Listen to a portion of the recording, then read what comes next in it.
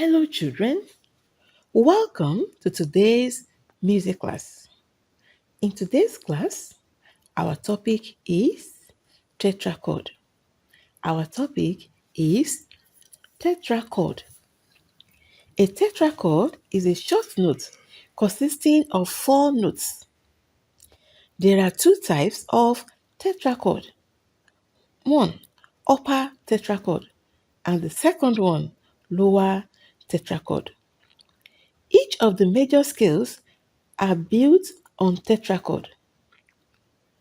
Do, re, mi, fa is a lower tetrachord, while so, la, ti, do is the upper tetrachord.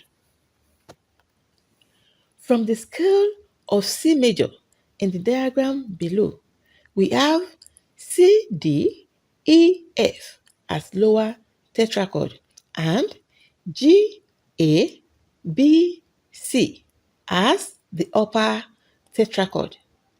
So children, that is all for today. Hope you enjoyed the class. See you in the next class. Please subscribe to this channel, like and turn on the notification button for more videos like this.